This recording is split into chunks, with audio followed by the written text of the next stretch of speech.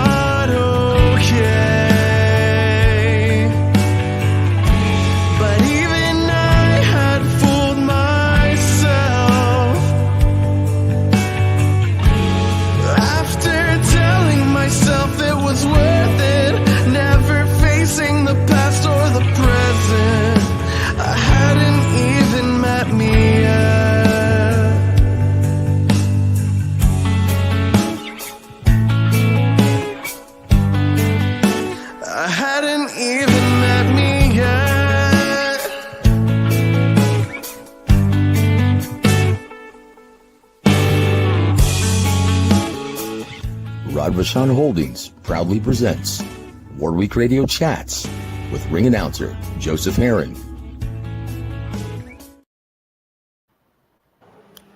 Guys, welcome. Boy, we just witnessed an all-time great classic heavy or light heavyweight matchup that ends in some controversy. Or did it? Guys, I wouldn't be able to do this without my brother joining me, the incomparable Lee Cleveland. Lee, how art thou, sir? I'm great after that fight, man. I'm fired up. Yeah, dude, that was great. And guys, before we move forward, I do have to mention this, though. The opening song, right? The intro, that's my son, his band, Roshi. Guys, check it out. Download it on Spotify or YouTube or whatever. But I had to mention that because someone just messaged me and asked me if our opening song was by Incubus. And to think about it, he does kind of sound like Brandon Boyd a little bit, doesn't he? But you don't listen to Incubus, do you, Lee? Not lately, no. Very good, very good. And I tell you what, though, Lee, we just saw a great fight. What did we witness, and did the judges at ringside get it right? Yeah, I mean, I think we saw the creme de la creme of boxing. It takes years to get to this level. If you're gifted enough. I mean, what we saw was something special. We don't see these fights very often. Number one against number one, champion versus champion, undefeated versus undefeated, pound for pound guy versus pound for pound guy. This was a real treat. And the fight, I think, lived up to it. It lived up to the billing. Yeah, it could have gone either way. It could have been a draw. It really depends. At this point, it depends on the judges. Do you like the flash? Do you like the grunt? I think it could have been narrowly for Bivol, but obviously I'm not debating that decision because this is boxing, right? And I mean, both guys won, really. If you look at both, none of these guys dropped. Both guys won. I mean, it's just a matter of, at this point, when it's so close, it's what do you like? What do the judges think so close? Indeed, brother. Like, once again, it depends on your personal tastes and preferences as a judge. And guys, and look, if you would have told me, and once again, I stated earlier this week that if I had to guess, the only two scenarios that could play out would be a Bivol unanimous decision or a Beterbiev knockout. I didn't see the fight playing out any other way. But that's why they fight the fights. This is the theater of the unexpected. I will say this, though, guys. I scored the fight 7-5. I had Dmitry Bivol leading going into the 10th. I had him leading 5-4. So on my scorecards, Beterbiev had to win 2 of the last 3 rounds, and I had him winning all 3. All right. I had him winning all 3, 10, 11, and 12. Did you actually see that? How did you see? How did you score it personally? Yeah, I mean, I thought really I had Bivol up. I thought that, well, my view is this: Beterbiev had better get the last round. If he, like I said to you, if one guy has to win the last round, I thought, well, you'd rather be Bivol than Beterbiev. I thought the onus was on Beterbiev to win it, and he could have won it. That last round was even close. A lot of ebbs and flows. So, looking at the overall fight, I mean, I just thought that maybe 7-5 Bivol. But again, I'm not going to argue because this fight was so damn close. No one really lost it. It was just so damn close. Yep. So you can't argue the decision. I like I said, I like the flurries. I like it. Those good shots. They were like bang. Make you say wow. I thought he landed more. I don't know if it's punch that save. I thought Bivol maybe outlanded him. And for a while there, he was outlanding him in power shots as well. But obviously, Beterbiev's power shots were more powerful than Bivol's. But it was back and forth. It was a hell of a fight, man. It was a hell of a fight. Absolutely. Absolutely. And you know what? Just when you thought, and I think Bivol, his biggest mistake was he got a little too greedy. Now, once again, like whenever he started touching Beterbiev cleanly, timing him with that beautiful right hand over the jab, or had those quick 2-3 punch combinations and found success, I think he got a little too greedy and would start to open up. Right. But Arthur Beterbiev, that's what he wants.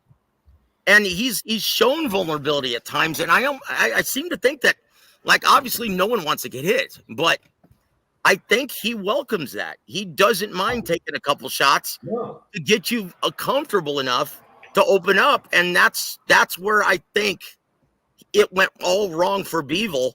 Now, once again, I credit to Dimitri Bivol. He's a tough man and one of the elite. But he just, he got too greedy. He started letting his hands go, and every time he did that, Beterbiev made him pay. He made him pay, and he hurt him every single time they got into those exchanges.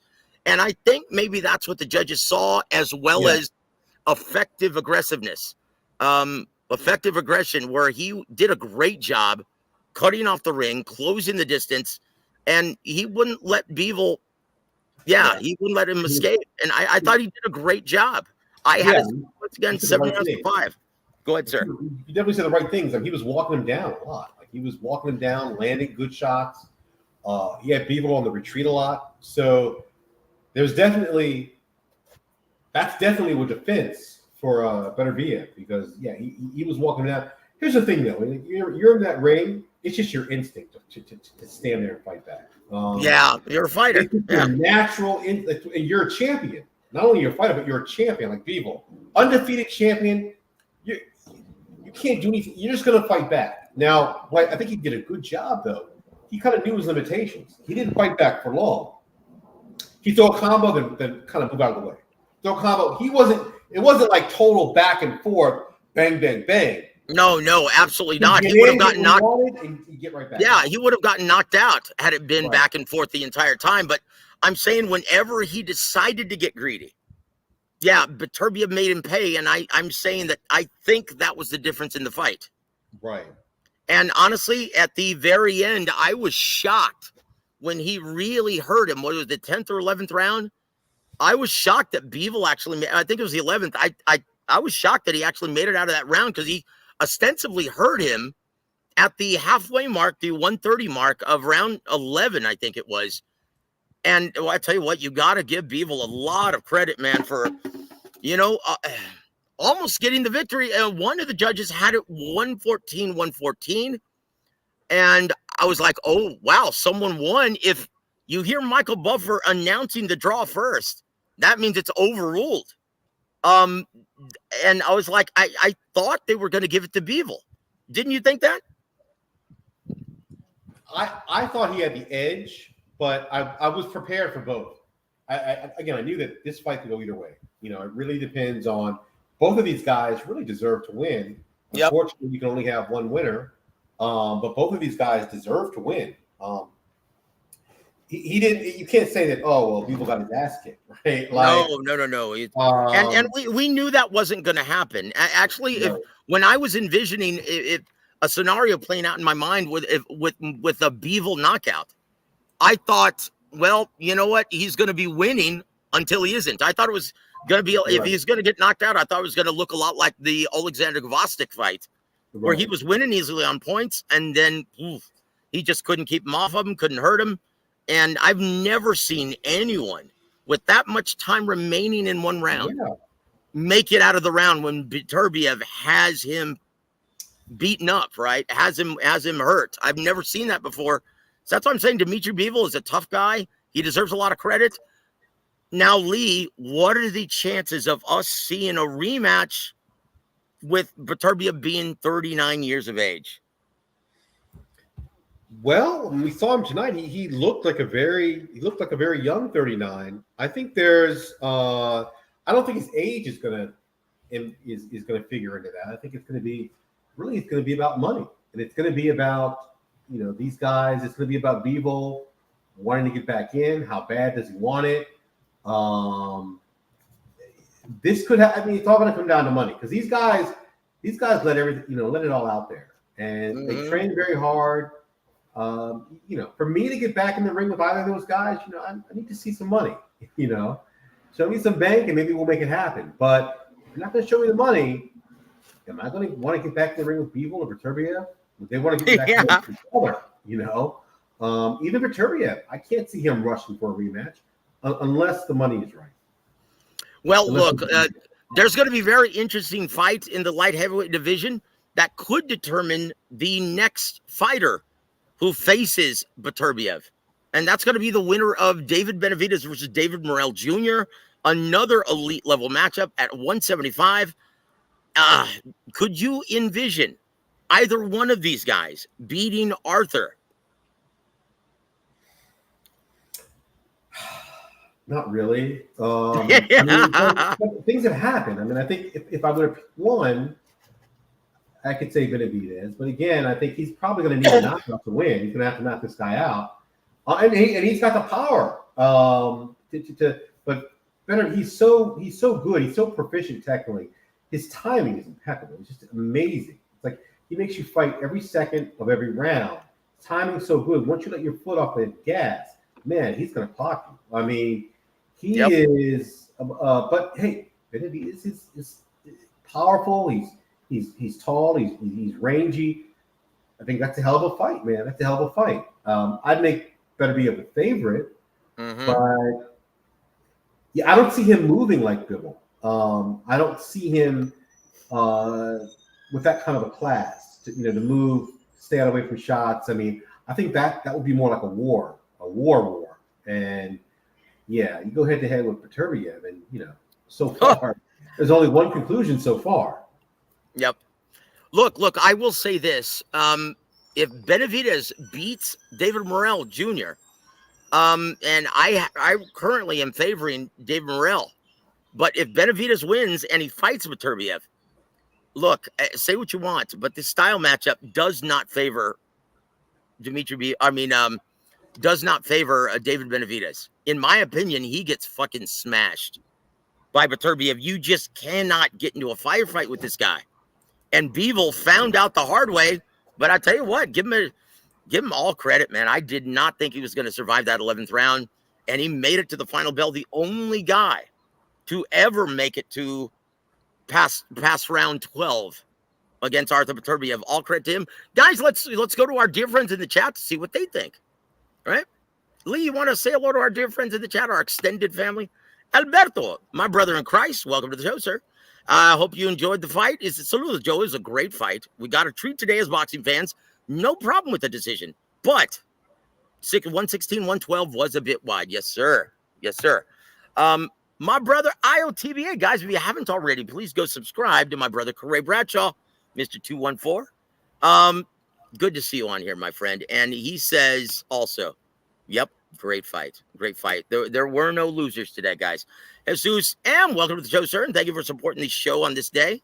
It says, I scored it, 9 rounds to 3 for Beterbiev. Beterbiev, very clear, no controversy, no robbery. Bivol got the worst of the exchanges and was timed round per round. I will say that, yeah, whenever they got into exchanges, Bivol obviously got the worst of them when he got too greedy. And that was maybe 3 or 4 times within the fight. And I think that was the difference. My sister, Denise Wards, welcome to the show, sir. Welcome to the show, ma'am. I had it for Bivol. I could see that too. I could see it going, in fact, I think because of the body language at the end of the fight, Lee, I think that's why I thought they were going to score it for Dimitri Bivol. And plus, because of what we heard, Arthur Beterbiev's corner, Mark Ramsey, his head trainer, telling him, right? In the beginning of before the 10th round, they said he needed a knockout. So that's why I thought, well, they're probably going to give it to Bivol. But look, my eyes didn't deceive me. I scored it 7-5. El Pinche OG. Welcome to the show, sir. Salute to you, brother. Let's see. And my brother, Big Luke. Welcome to the show, sir. And don't work too hard on a Saturday, man. Come on now. Says YouTube works. F woke filth ESPN Disney. Hey, man, I couldn't have said it any better than that, my friend. El Pinche OG says, oh, man, Bivol Masterclass. Stop the cap. Lee? Yeah. Did you see it as a Bivol Masterclass? Well, I thought, again, I thought Bivol edged him. I think there were no losers in this fight. Again, I'm fine with the decision. Again, I thought that I like the nice fast combinations. They were pretty. A lot very of them eye-catching, yes. A lot of them landed hard, and I thought the judges would really be, again, you had the grunt versus a fancy guy, and then but Bivol, he looked like he was doing some oohs and ahs through that fight. Yep. You see ooh when he had a nice outspeeding him. But then again, but you had the other side where he was covering up, he was on his backpedaling, he was taking shots. Again, really, probably one of the closest fights I've seen, I think. You had to give it to somebody. Gave it to Beterbiev. I thought Bivol, he did show a lot of class. Again, I could see Bivol winning by 1 or 2 points, but he moved well, he punched well, he punched hard when he should have. It was, sometimes you have to stand toe to toe for a little while. These guys are champions. Yeah, he did a great job when he was hurt. So he fought a hell of a fight. I can't say master class. It was definitely a hell of a performance. Dude, to be honest with you, I thought both fighters put forth a master class and really displayed everything. I thought both men had their moments in each round. I thought there were some rounds that could have easily gone either way. And once again, what did you think of Arthur Beterbiev? It seemingly now, just looking at the judges' scorecards, at least 2 of them, seemingly stealing the close rounds by ending the round strong. What did you think of that? And did you think that was maybe a product of him waiting for the final minute because he's 39? It could have been. It could have been, but you don't have to be 39 to, employ that, right? You give the judges get that lasting impression, that last 30 to 40 seconds, you end on that good note, and then, hoping that they might forget what happened in the first minute in the round. So, you end on that good note. I always say this, real popular fight. You ever want to see a classic do that? If a classic of that was Foreman versus Axel Schultz in 94 95, where Foreman would dominate the first 2 to 2.5 minutes of the round, and Schultz would come back and the last 30 seconds. If you watch that fight, every single round, and in that fight, though, the judges weren't swayed. They gave the fight to Foreman, even though it was close. They gave it to Foreman. Beterbiev would come on at the end, and it always seemed like he ran out of time. It always seemed like, Saved by the Bell, So and another example, Lee, of them not being that strategy, not swaying the judges. You could also point to Lennox Lewis versus Ray Mercer, in which I actually thought Ray Mercer might have actually made a case for pulling it out. I remember that fight, but I don't remember. I love the flurries. I love the quick combinations of Ray Mercer. Oof, what a great fighter he was. But unfortunately, he just came in at a time where it was an all-time great era of heavyweights. That was Well, I don't even think is there any argument. That was by far the second healthiest era in heavyweight history, right? Oh yeah. Oh, like even at the B level, there were still like just classic matchups. Yes. But let's get back to this though, guys. And Beanchez says, "Oh, it wasn't even close." You know, it's funny though. We get the exact opposite from Jesus M. Joe, it wasn't even close, but Beterbiev handed an ass whooping to Bivol. Right. Yeah, I love the fans. Love my extended family. God bless you guys. And Alberto says, Joe, I believe the Saudi judges favor aggression based on past decisions. That is a very good observation. Yeah, that could be a good point. But you know what? See, that's why whenever you're looking at a fight, it's always of great interest to, and it's always beneficial to look and see which judges are scoring the fight, because judges have, just like fans, they have their own personal tastes and preferences, where they tend to give the close rounds to a certain style or a certain, and they shouldn't, but they often do. Like, do you remember back when I called the CJ Ross debacle, scoring Mayweather versus Canelo a draw before the fight ever even took place? Yep.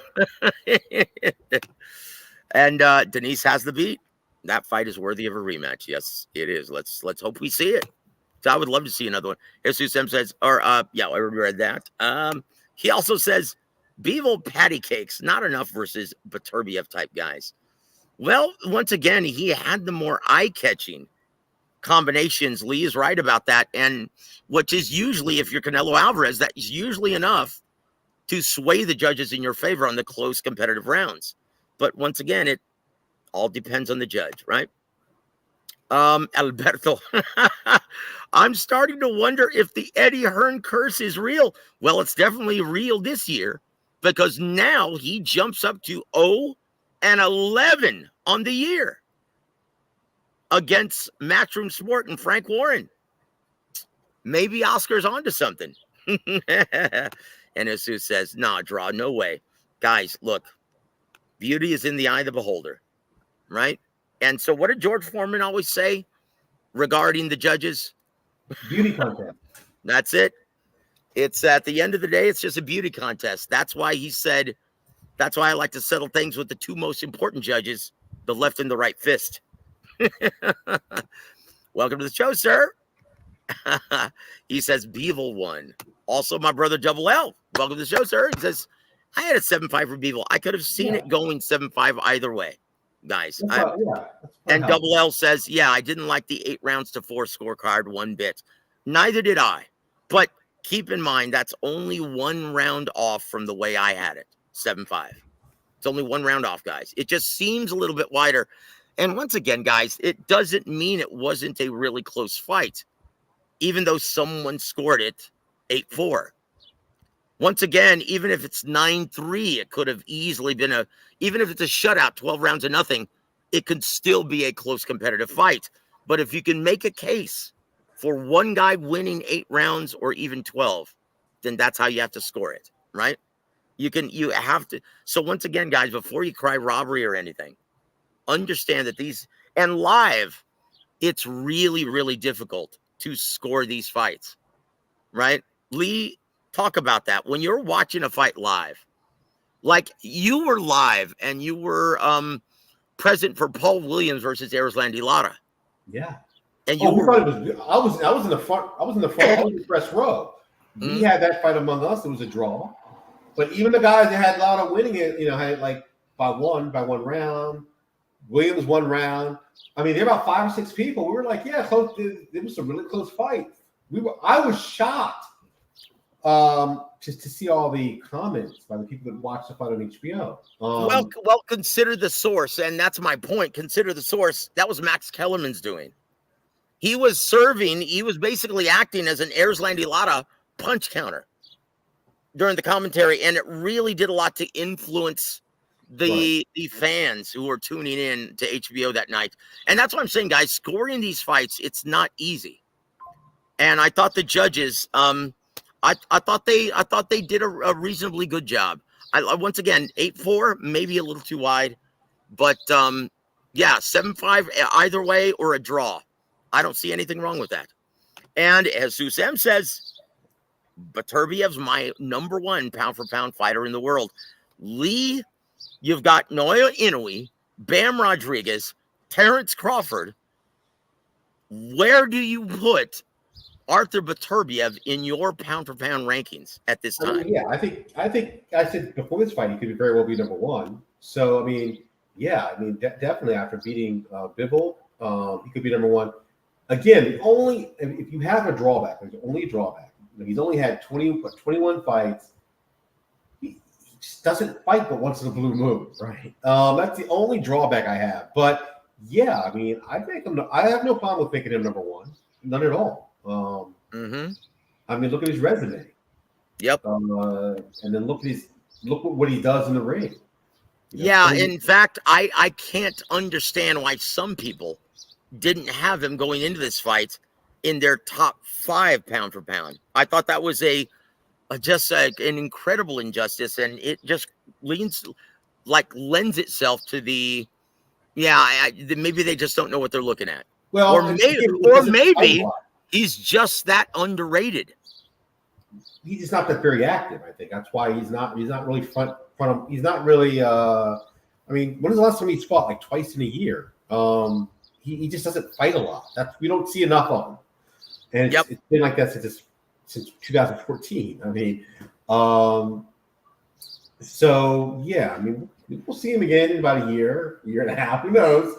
But who knows? Hopefully, we'll see him in less than a year.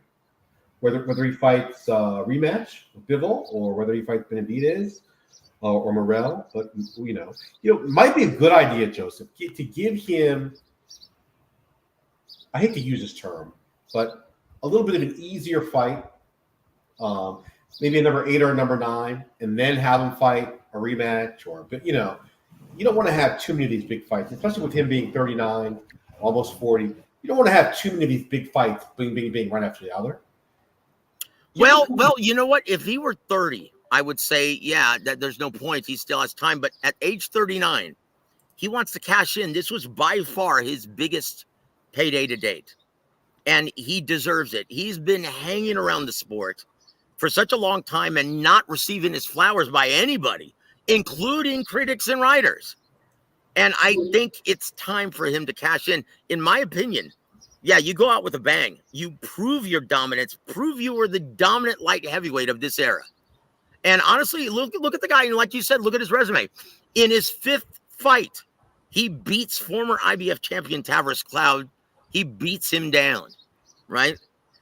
That's what kind of fighter he is. And he's always had that deep amateur background. So you could, just like Bivol, you could escalate him a lot quicker, right? Quicker than most fighters. You don't have to get them through that tedious 4, 6, and 8 round level because they already have the seasoning from the deep amateur pedigree. And so that's what we've seen throughout his entire career. But you're right. He's always seemed to be injury prone, and that's caused him to be largely inactive. And I think you're right on the money. That's why he's not a more popular fighter in the American market. And he's been avoided too, injury prone. And then no one's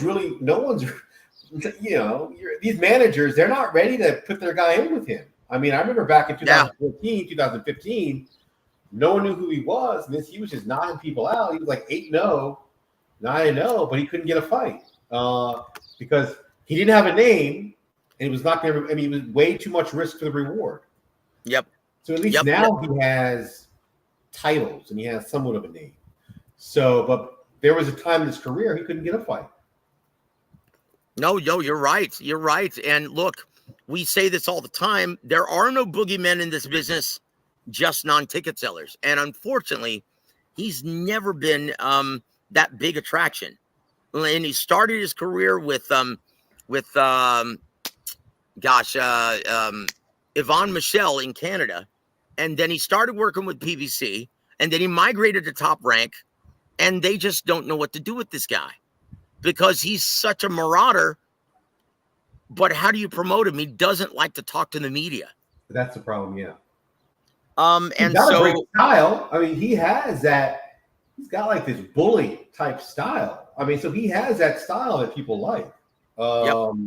He's a bully, and he takes shot to give shots. People love that. But maybe it's him not speaking English. Maybe because he's from Russia and now he lives in Canada. He's got that, so he doesn't really have a lot of nationality both ways because he's living in an adopted country. And I mean, who knows? But he should be a big star with his fighting style. Excuse me. Yeah, he should be. But once again, that's never up to the writers. That's never up to the boxers. That's never up to the promoters. That's up to the real bosses of boxing, the fans. Now, once again, and look, it would also help if he had a promoter like Don King behind him. Because let's just face it, Chavez didn't eat up the mic when he was faced with the press either. He relied heavily on Don King to sell his fights, and he did a great job doing it. Because they had similar styles, and they were just as imposing, just as dominant in their prime, right? And he didn't have to say a damn word. He just went in the ring and whooped that ass, and Don King did it for him. So that's why I'm saying it's like with an old 93-year-old Bob Arum. He's not the same mouthpiece that he used to. So let's hope that, guys, that he builds off of this victory and becomes a greater commodity so we can start seeing some of these fights in the States. But once again, at 39, I don't know how much time Arthur has left. And I think we're gonna speak to Iceman John Scully this week. Now that the fight's over, he promised me that he was going to come back and talk about it after they came back from Saudi Arabia. So we'll look forward to that, guys, this week. And my brother, Tony Manzano. Welcome to the show, sir. My nephew. He says, Joe and Lee, where does the notion that Dimitri Bivol doesn't have any power?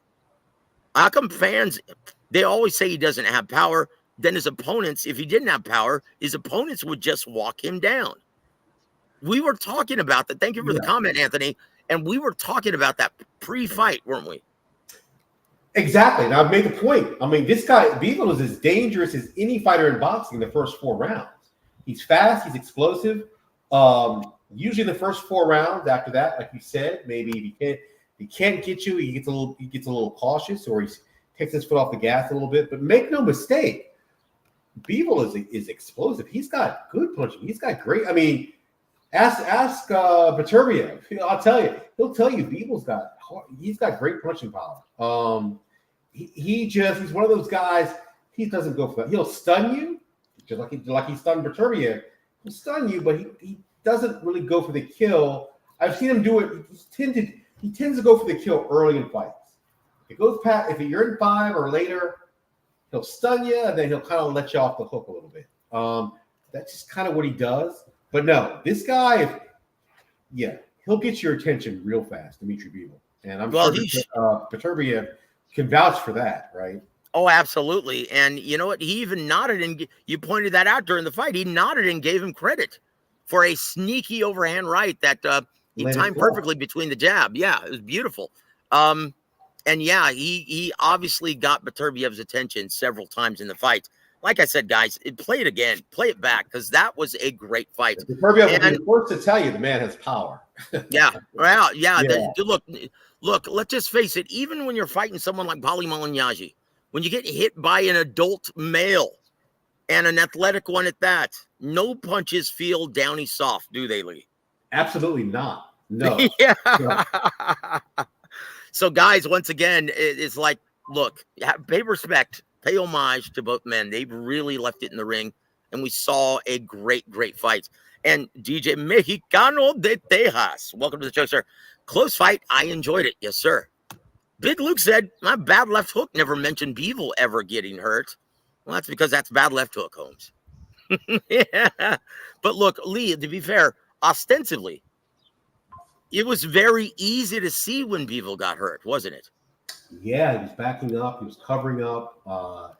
He was not punching. Well, part of it he was. I mean, I thought he did a great job. I mean, he did a great job. He did a great job surviving when he got hurt. But yeah, you can definitely tell he kind of wilts like a lot of fighters do. But this guy, he was determined. he wilted against the ropes, backed up, but then he would fire back a little bit. He moved a little bit. He bought a lot of time. Like I was saying, he's buying time. Wasting a lot of time grappling and tackling and, moving around like he survived. And that's what champions do. That's why they're both great champions. And then that's what they do. That's what makes them champions. That's it. No, like in the immortal words of the great Rudy T of Houston Rockets fame, never underestimate the heart of a champion. Oh, yeah. There it is. Both of these. There it is. I mean, I don't think he wasn't knocked down. I don't think he was sort of on Queer Street at all, where he was he was staggering. He didn't know where he was, but he definitely got his bell rang. Yeah. Yeah. Put it this way. He never looked like Tyson Fury did in that first fight with Usyk. Woo! The ninth round. Yeah. Oh boy, that was. Woof. Now he wasn't. If you define that as being hurt, well then he wasn't hurt. That was like no. That was being out on your feet. Yes. Yeah. Oh boy, that was the most I've ever seen Tyson Fury hurt, and I'm including when he was floored by Deontay Wilder. Yeah. I've never seen him hurt that badly. That was ridiculous. But guys, let's move on. Hold on. Jesus M says, having combos last 10 seconds doesn't win rounds. A la Bivol. No. That was Beterbiev, who was ending the round strong consistently. In the final 30 seconds, he seemed to really turn it up. And I think that was the difference in the fight, Jesus. In my opinion, that seemed to sway two of the judges at ringside, giving him the edge in the close competitive rounds. That's the only scenario I can think of that was justified rewarding him with 8 rounds on the judges' scorecards. That's why I said that. That's the only thing I could possibly think of. But I can see his point though, because I know that. I think Beterbiev was fighting the last 30 or 40 seconds, but then Bivol would literally come back like the last 10 seconds though, when you have that warning that warning. Oh, yeah. Then, and you can time it. Okay, we've only got the bell going to ring in like a few seconds. Well, then Bivol did turn it on. The very last few seconds, he did get brave. It's like, well, you don't have enough time to knock me out. So you do get brave like the last 5 or 10 seconds. And I'd like to give a shout out to my brother here to there. Thank you for staying up with us, brother. He from across the pond. He says, salute, Joseph. Salute to you, my friend. Outstanding fight. Both men showed top pedigree tonight. Rematch, please. I couldn't have said it any better myself, brother. Thank you for joining us. He also says, yes, Mercer versus Lennox is an underground classic. Yes, sir. The good old days with HBO, right? Big Luke also says, Beterbiev's highest purse was 1.3 million. So for another 10 million plus, why wouldn't he run it back? Hey, Turkey Al-Sheikh, he's the man with the coin. Break out that checkbook, brother. Let's see another one. El Pincha still insists. Bivol schooled Beterbiev worse than Canelo. Stop it.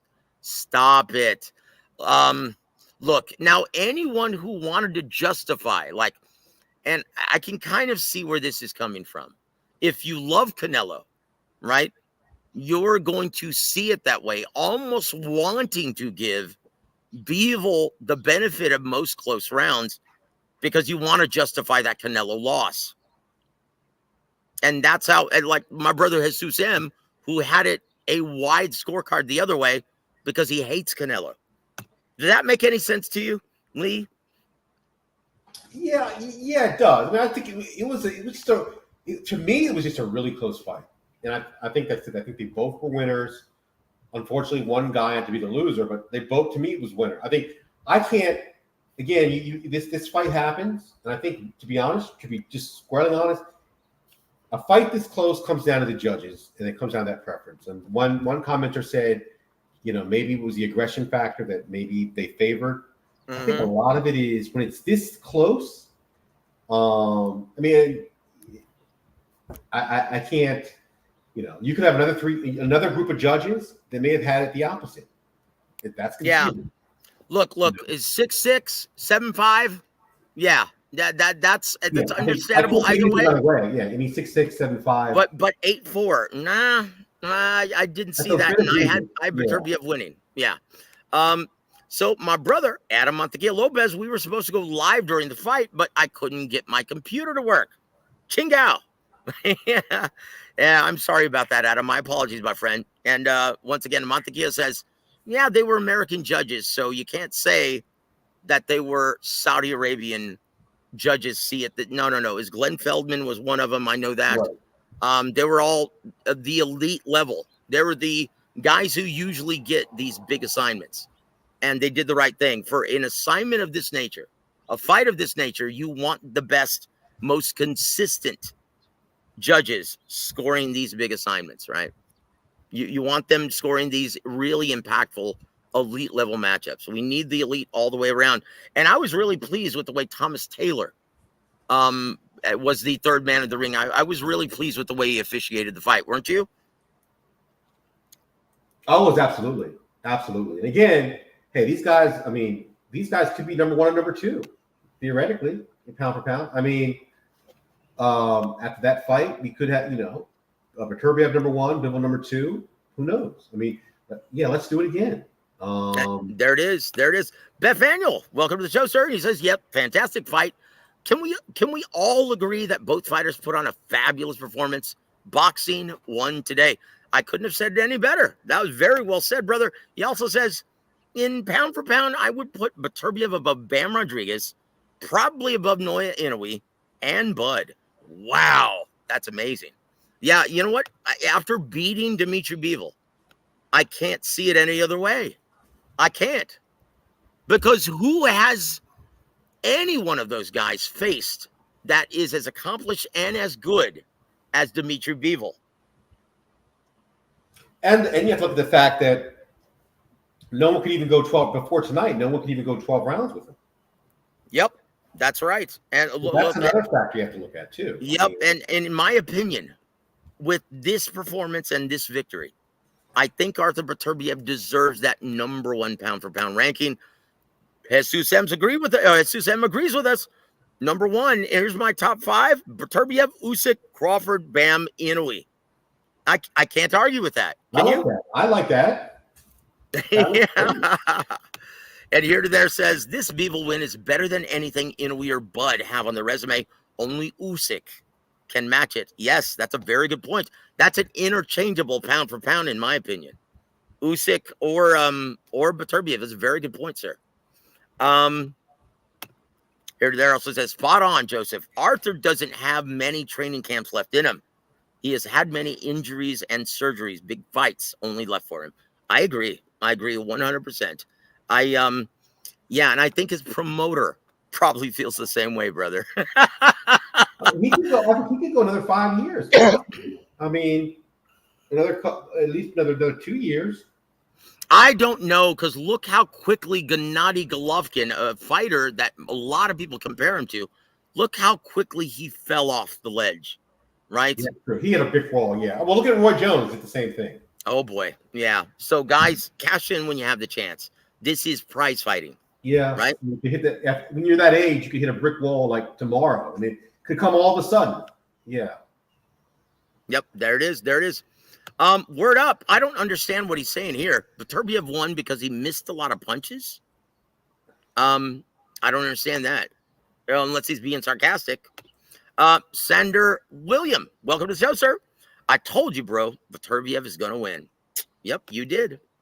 Sweet bitch on you, brother. Yeah. And Adam, man, I'm rewatching it right now. You know what? I might rewatch it as soon as we get off the air. Yeah. So let's wrap this up, guys. We're already 45 minutes in. And I'm just very thankful that my brother Lee Cleveland, I was able to watch the fight with him, and he was able to join us. What a good day. One point I want to make. If there is a rematch, Joseph, now here's a big thing. If there is a rematch, the judges are going to be very important. Who they think is judges, I think. If the fight is anything like this, oh my. Those judges, those three judges, you might see some fighting before the fight. As far as judges, right? Because a fight like, if it's anything like this one, judges are going to have a lot of sway. And again, where it's so close that, I personally, I was sort of rooting for Beterbiev a little bit. I only got nicked a little bit tonight. But like I said, go either way.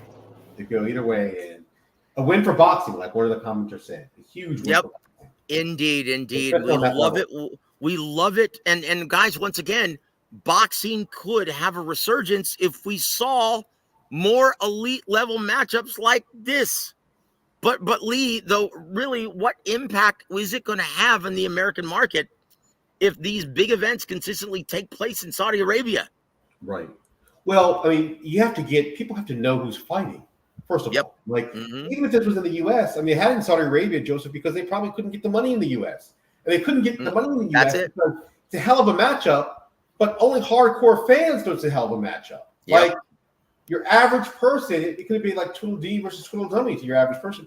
They don't know. They're only attracted to the Canelos and the Furies, and maybe the Crawfords and the Mayweathers.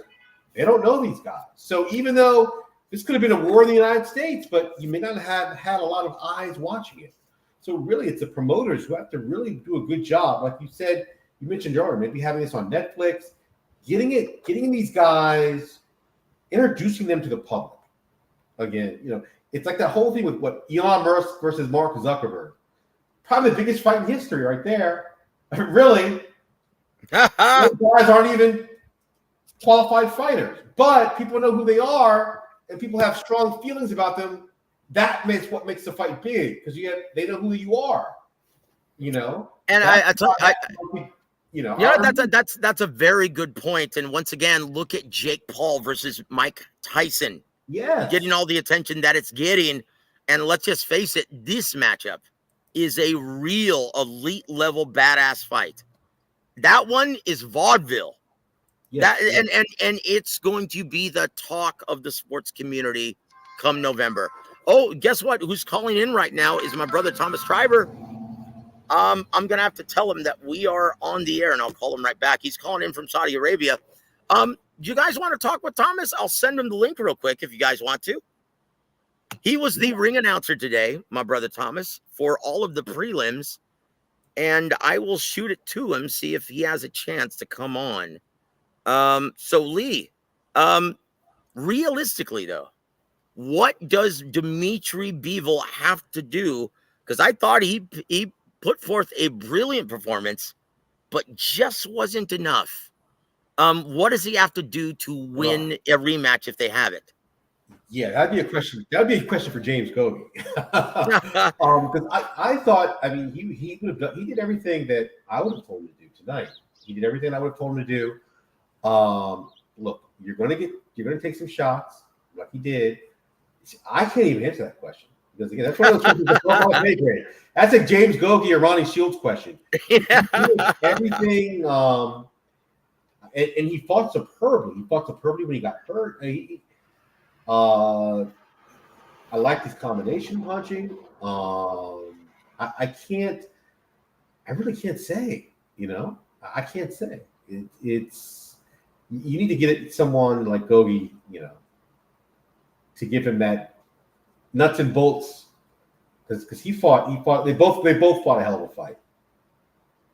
Yeah. Honestly, I don't see how you would look. The only thing I would say is don't get stingy when you land a good combination. And you pointed this out while we were watching the fight. That's what during the show. That's what champions do. When they have success and they see that vulnerability, the instinct is, well, to take advantage of that. But you're almost like falling for the trap set by the Russian bear, Arthur Beterbiev, right? Well, yeah. I mean, but your instinct's also to fight back. So Beterbiev clots you. Well, being a fighter, being a man, but then being a fighter and then a champion on top of that, your instinct is to clock him right back. Yep. Right? You want to get that back. But you don't want to stand there and go trade with him back and forth. So he didn't do that. I mean, in little bursts he did, but he didn't do it for a long period. So that's what the advice I would have given him. Your natural instinct is going to fight back because that's how you get a guy off him. The guy's going to be aggressive. You gotta land some power stuff to get this guy off of you, right? Guys, at this time, it's my pleasure to introduce live from Saudi Arabia the voice of Riyadh season, the incomparable Double T, Thomas Schreiber. Thomas, how you doing, my brother? Joe, I am great. I'm surprised I still have a voice, but somehow I do. You sounded great, by the way, man. A great job. Great evening of boxing. And you had the best seat in the house for the main event of the evening. What were your thoughts when you saw this unfold? Enjoyed every minute of it. Oh, boy. And you know what? You obviously didn't have the benefit of hearing the commentary work throughout the fight. How did you see it playing out? And were you surprised when they announced the winner? I was. I was thinking that Bivol won, maybe had about one over maybe 3 or 4 rounds ahead of Beterbiev, but I guess I was wrong. That's the way I saw the fight. How was it from your end? I scored it, and I had the sound turned down. I scored it 7 rounds to 5 for Arthur Beterbiev because he landed the more consequential punches, even though it wasn't the most eye-catching.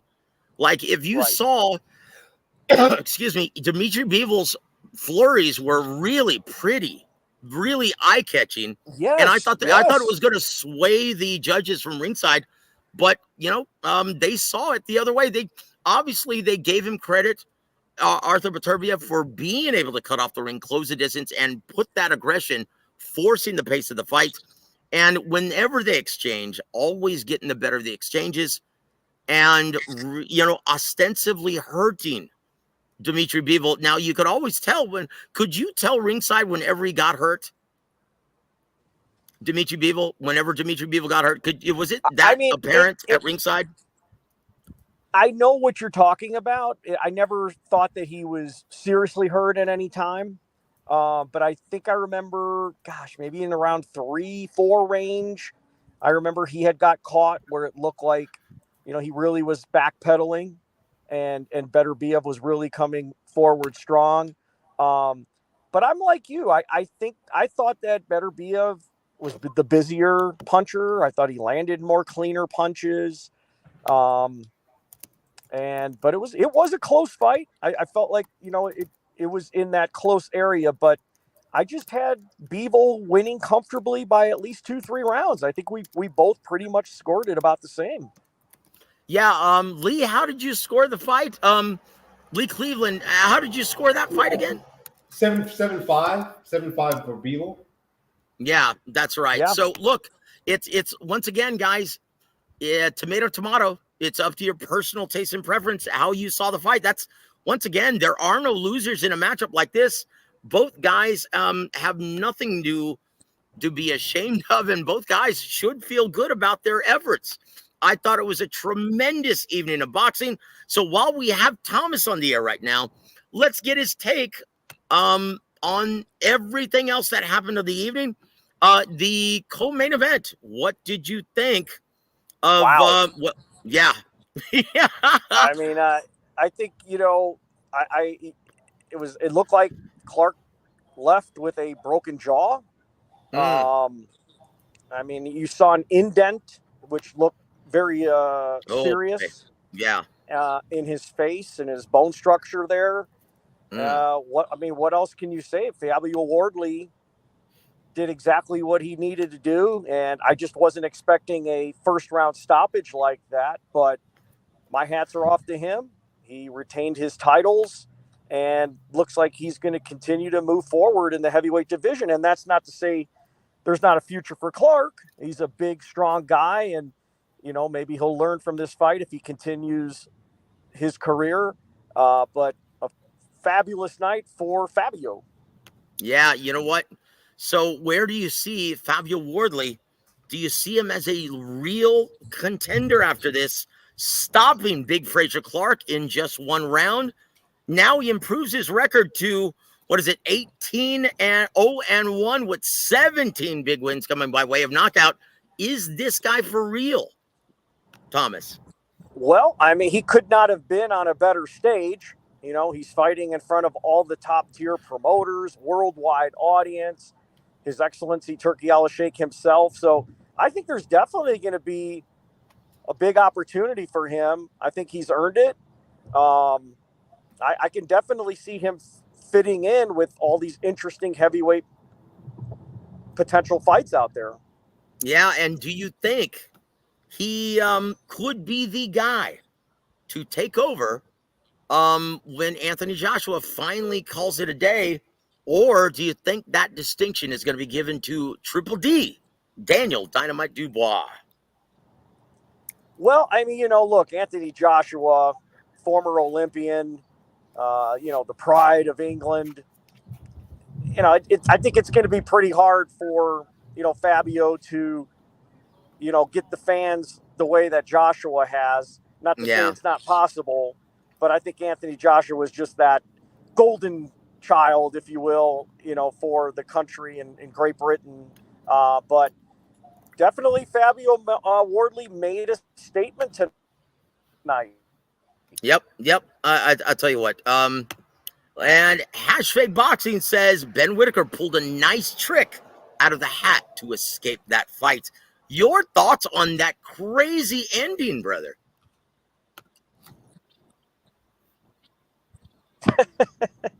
And I don't know right now, so if I think I lost a little bit of connection, but no, I'm sorry. We're talking about the Ben Whitaker, Liam Cameron fight. Yeah. Our brother, thank you for joining us, and thank you for supporting Thomas and Lee on this day. Hashface, and he says Ben Whitaker pulled a nice trick out of the hat to escape that fight. Your thoughts on that crazy ending that was it a no contest, right? Actually, it was a technical decision split draw. So we went to the scorecard. Oh, okay. That's right. Right. My apologies. Yep. 5 rounds were completed.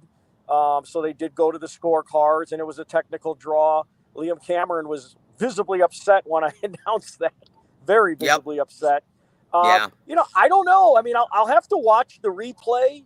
I'm definitely curious to see if I was on the opposite side of the ring. So I didn't get a really good view of when they went over the rope because they were on the other side of the ring. Are you saying that you don't think he was legitimately hurt? Or is one of your listeners thinking that? No. I'm not casting aspersions or voicing my opinion. This is Hashface Boxing, one of our listeners, and he's supporting the show. Thank you for being here, my friend. Look at this El Pinche. Don't say this, dude. We know you cuck for John Scott. Man, brother, my only bias in this business is what's best for the business. Other than that, I really don't care who wins and loses. Thomas, do you second that, my man? I just like to see good competitive fights. That's it. And, I never want to see anybody get seriously injured. For Ben Whitaker, I hope that, he's not seriously injured. I hope he could get back in the ring, again sometime soon. It was definitely something I was not expecting. It definitely was not going in the direction that Ben Whitaker wanted that fight to go. I wasn't expecting that. I thought he would fight more on the outside. I thought he would be, more controlling of the fight. But yeah, really strange end to that fight. That's for sure. Indeed. Now we look at the other fights. Boy, what a performance by Jai Opetaia versus Jack Massey, getting the 6-round stoppage. Your thoughts on Jai Opetaia, and does he have any competition at cruiser, or is Beterbiev going to have to move up and challenge him? Yeah, I think that Jai Opetaia and Eddie Hearn and Matchroom, they have to be very, very happy with his performance tonight. He did exactly. I mean, I don't think he could have fought any better, to be honest with you. I mean, that was a great fight. And, Jack Massey, he's a gutsy guy, and he just, really fell short tonight. And Opetaia was on top of his game. And I thought it was a valiant effort by Jack Massey, but I think Jai Opetaia showed today that he is a special fighter. Indeed. That was a great performance. And then we move on to your favorite fighter, Chris Eubank Jr., getting the KO over the overmatched Camille Zarameta in the 7th round. And look, I'm going to say this right now. Could we see Chris Eubank Jr. fight Canelo next year? Anything's possible, I guess, but I think that Chris made a good showing tonight as well. He got the IBO middleweight title, world title. I know a lot of people don't hold a lot of, great stock with that, but I think he did what he was supposed to do. He did get a pretty nasty cut. It looked like a pretty good cut there in his eyebrow area. So I don't know how that's going to affect him fighting anytime soon. That's definitely going to have to heal up. But I don't know. I really don't know what the plans are with Chris Eubank. He signed with Boxer. Yep. And I'm sure they're going to be looking for, to take it to another level in his next fight. Yep. And last but not least, well, you called it, Sky Nicholson ends the, Eddie Hearn Matchroom Sport curse and beats Raven Chapman in a unanimous decision, 10 rounds, becoming was she defending that title? Yes, WBC she was. World Featherweight title? Yep. Yes. And there it is. And so dare I say, and I'm going to say it, yes, I am, because I have no filter. That's my blessing and curse. That's Eddie Hearn's side piece now, isn't it? Isn't it, Thomas? What do you mean by side piece? Because I don't know what that means. Okay. Sorry, man. I'm getting a little guttural for you. His woman on the side. Well, I don't know anything about that, my friend. That's for certain. Yeah. I don't know anything about that. I just know that I will say that she got the job done tonight. She, Raven Chapman, she really tried, but you could really see that Sky Nicholson, she did a great job. She's hard to catch. I mean, she finds a way to land punches and stay on the outside and win those rounds. And she's a really, really savvy fighter inside the ring. That was my first time of getting an opportunity to really get a close look at her, but she calls herself future undisputed. So who knows? Maybe that is the case. I definitely look forward to seeing her again real soon. And Joe, I thank you for welcoming me like this. I am pulling up in my hotel right now. So I'm going to get out of my tuxedo and get out of this vehicle. I'm going to get in my room first before I take off my tuxedo first, by the way. That wouldn't be appropriate. Yeah. But I thank you, Joe, for having me. I hope everyone who's listening enjoyed the show tonight. And I think everybody got their money's worth if you ordered or watched the event. Indeed. Well worth it. And I tell you what, we love the price tag attached to it. Bring it. Come on. Turkey Al-Sheikh. Carrying the sport of boxing currently. We love it. And Thomas, thank you for joining us in this segment. And it's always a joy to feature you on the show, my friend. And great job tonight, brother, as usual. Really, really appreciate it, Joe. You have a great day.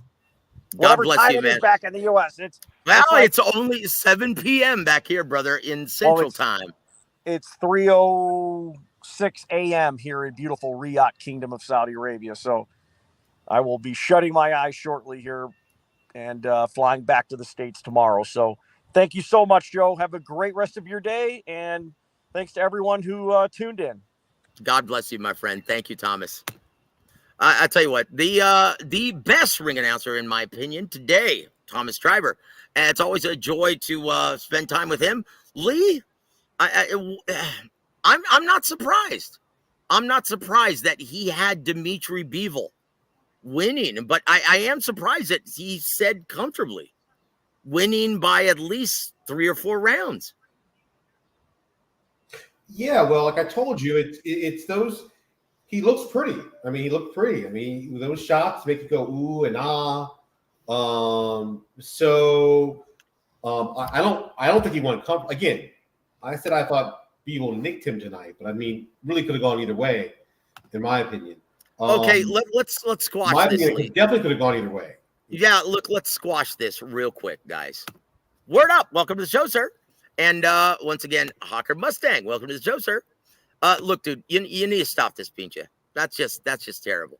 Once again, my only bias in this business is what's best for the health of the sport. If it's best for the health, if it's good for the health of the sport, I'm wholeheartedly for. And if it's bad for the health of the sport, I'm wholeheartedly against. That's my only bias. I don't give two shits about who wins or who loses. I just want to see a great fight, and I want to see what's best for the fans. Okay, that's it. And that's the last I'm going to say about it, my friend. But let's nip this in the bud here. Hold on. Where did I just saw? Oh, here it is. Word up. Welcome to the show, sir. He says everyone on Twitter is saying that Dmitry Bivol got robbed. Come on, guys. Come on. Lee, your thoughts on how fans could see it as a robbery. Just the reasons I stated, just because it's a lot easier to see the flash than it is to see the grunt. Like, so that's, if you're a judge, that's what you get paid for. That's what makes you different than the fan, because you can see that, you see everything. Fans, it's almost like this. It's almost like a basketball. It's like the slam dunks and the reverse layups versus sort of a consistent grunt that Beterbiev was doing. So I think that a lot of it, people are swayed by that because it looks good. But again, you go back and you watch the fight, you can see in between he got hurt a lot. He not seriously hurt, but he got hurt a lot. He got buzzed a lot. He was backpedaling a lot. The aggression was wearing him down. It was a close fight, but I can definitely see fans thinking that it wasn't as close as it was. Right? To say he got robbed is it's blasphemous. But if you don't know what you're watching, I think you might say it was a robbery. But there's no way that fight was a robbery. You can say one guy won 7-5, or it should be a draw, but I can't see it being a robbery. Hell no. Look, I'm noticing a trend though. Everyone who is a Canelo pom-pom waver is claiming robbery at this point. Like, look, here's this. I'm going to welcome my brother, Yadir Sanchez. Welcome to the show, sir. Effing robbery. Every true boxer knows Bivol won. You mean every true Canelo fan? Yeah, I got it. Yeah. Once again, guys, come on. There was no robbery. There was no robbery. Now, you could say it could have gone either way, which is a lot closer to the truth. Like my brother, Andre Rodriguez. Welcome to the show, sir, and thank you for joining us this late. Good evening, Joseph. I got 115, 113 Bivol. Still not a robbery. Too close. 116, 112. For Beterbiev is odd, but oh well, it was a great fight. Shout out to Clark Dent. Yeah, poor. That's the breaks. But you know what? That's how difficult and how tough this sport is, isn't it, Lee? And so once again, guys, before you diminish anyone's performance at this level, give both guys their flowers. They deserve it at this time because it's not easy getting in the ring, is it, Lee?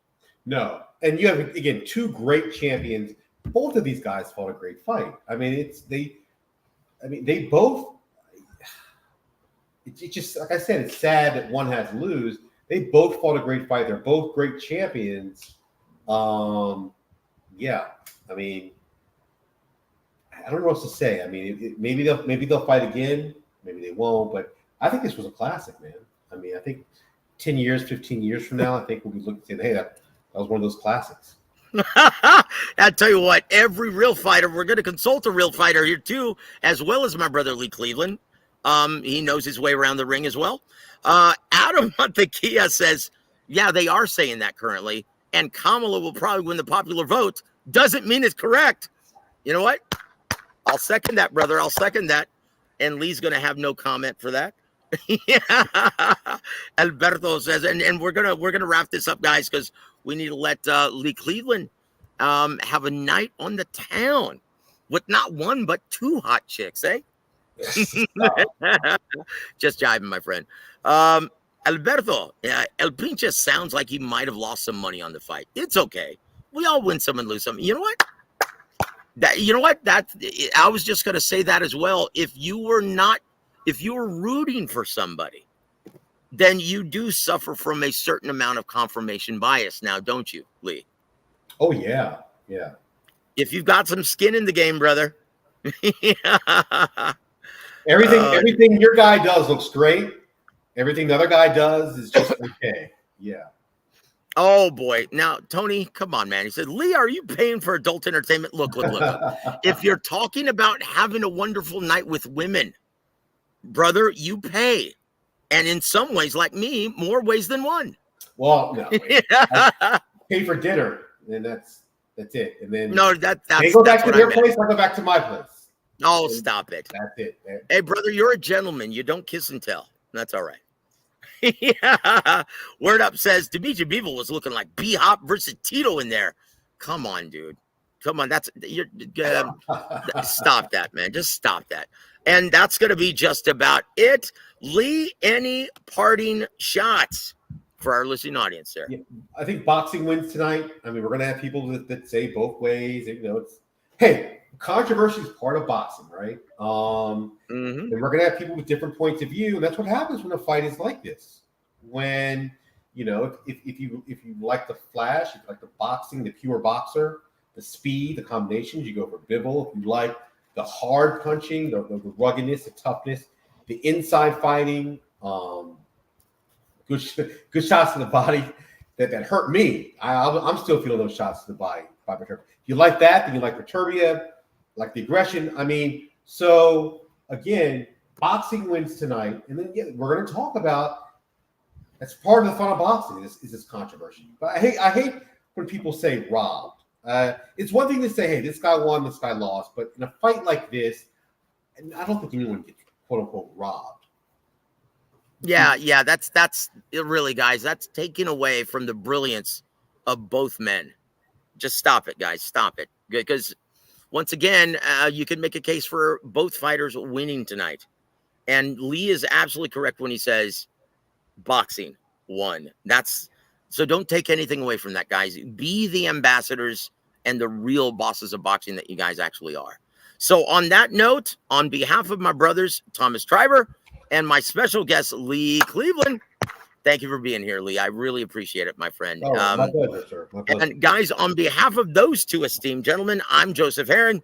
You've been listening to War Week Boxing. Have a great evening, everybody.